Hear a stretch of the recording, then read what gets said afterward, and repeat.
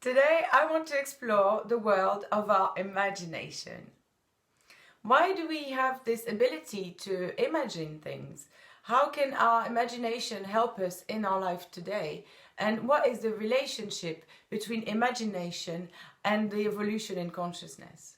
So follow me on this journey into the wildest part of our consciousness, and we'll find out the power of our imagination and how it can bring us to new levels of consciousness. Hi, I'm Esther, quantum healing hypnosis practitioner. My mission is to help people take their power back and become the beautiful creators of their own reality. If you like this video, please share it with your friends. Don't forget to give it a thumbs up. And don't forget to subscribe so I can create more awesome content for you. And now let's dive into the world of our imagination.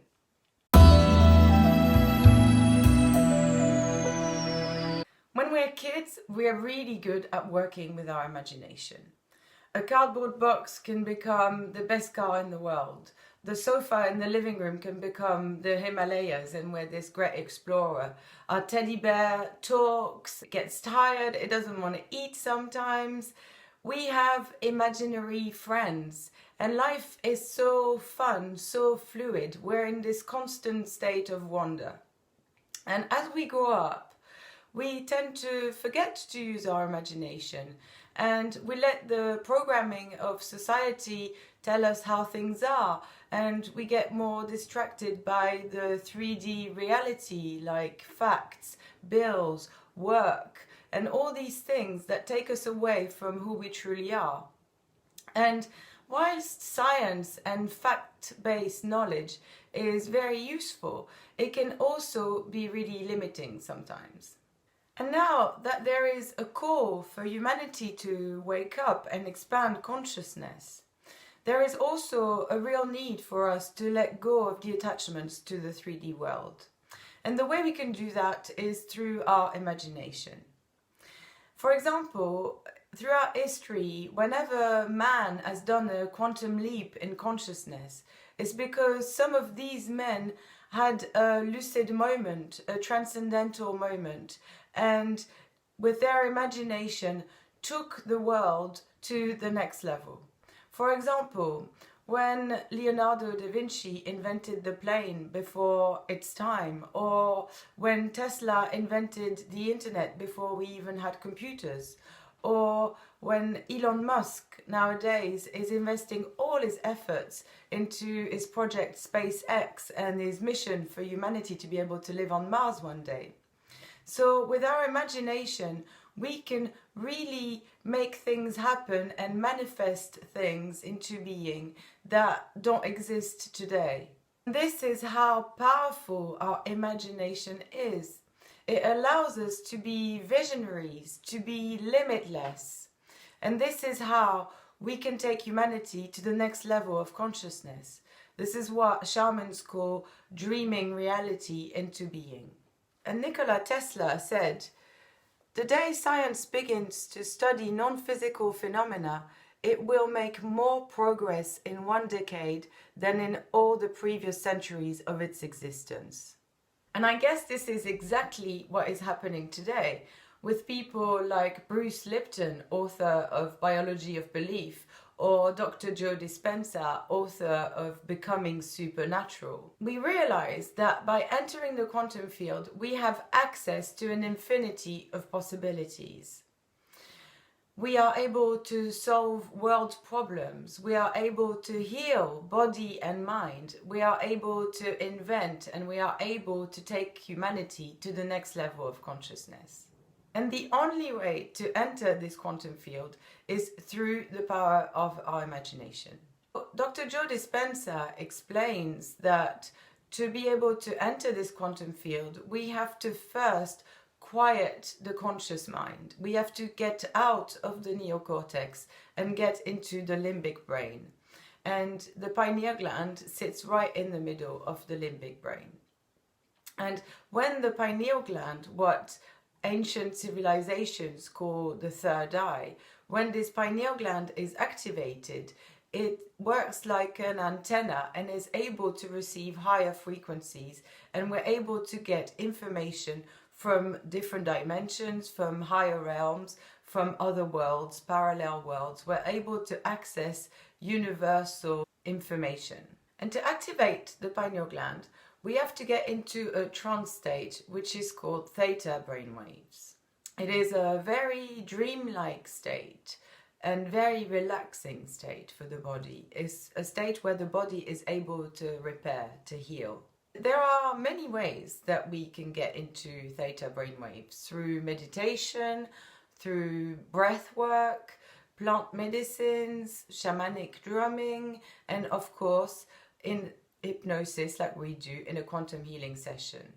So in a quantum healing session, we would guide the client into a meditative state, first into alpha brainwaves and then into theta brainwaves.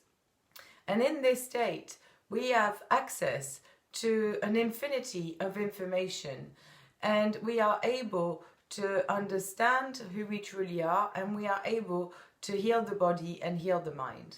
And the theta state is probably the most interesting of the brainwave range, because it allows us to gain deep insights, it allows us to get visions, and it allows for very quick transformation and healing. We naturally go through theta brainwaves when we're showering, for example. We'll be in a light trance. Or if we go to sleep or meditate, then we'll be in a deeper trance, in a deeper state of theta.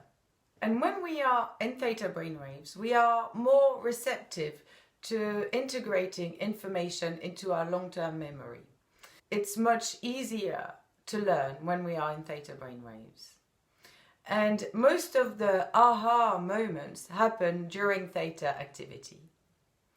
So when we're in theta brainwaves, we're really deep into the quantum field, and we start experiencing things not from our common five senses, but from our sixth sense and our seventh sense.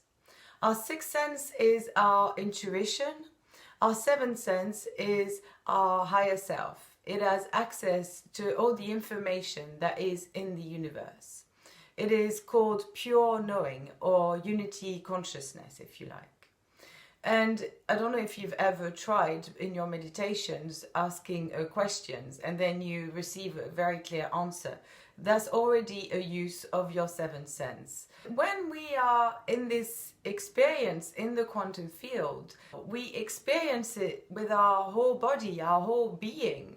And even though it is not going through our normal five senses, reality seems even more real.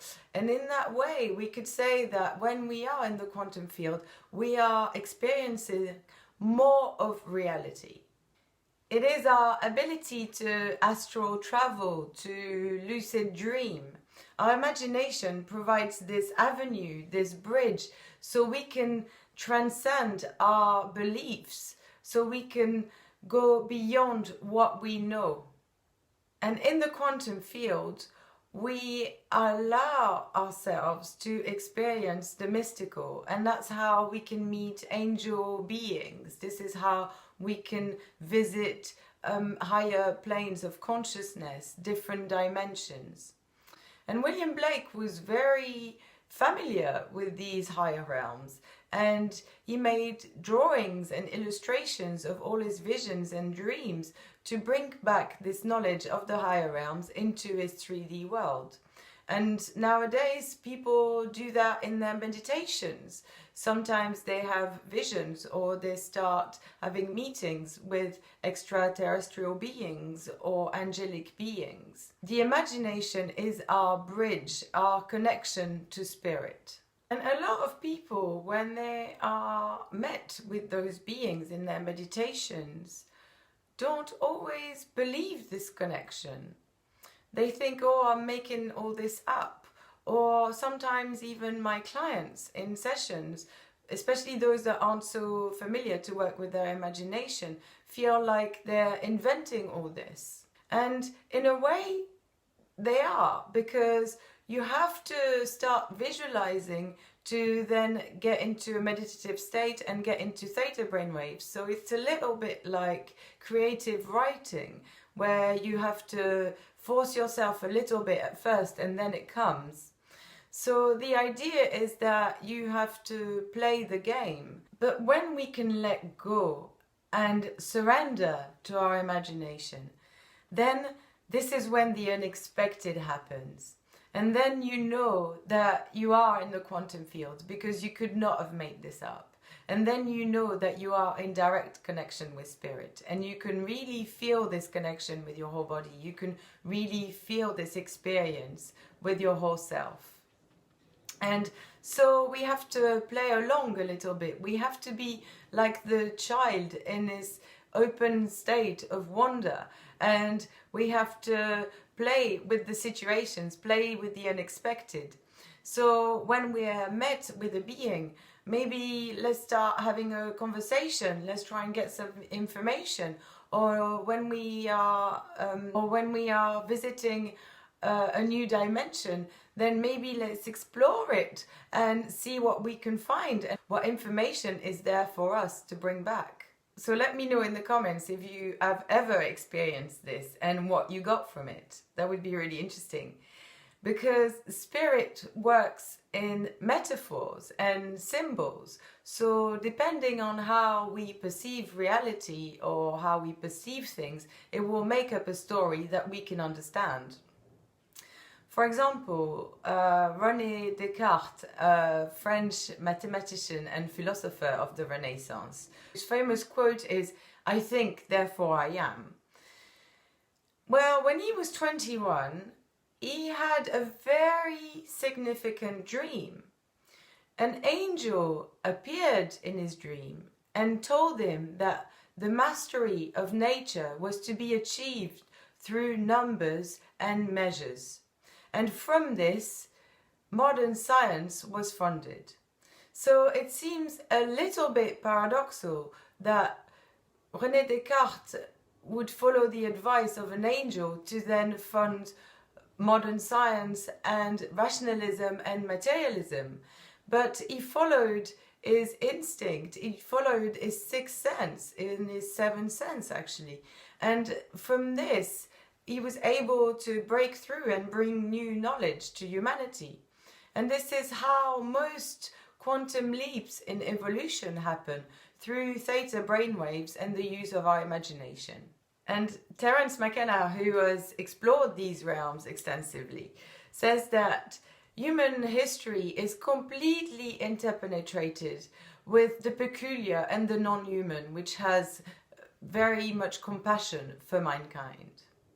And he calls them spirit helpers.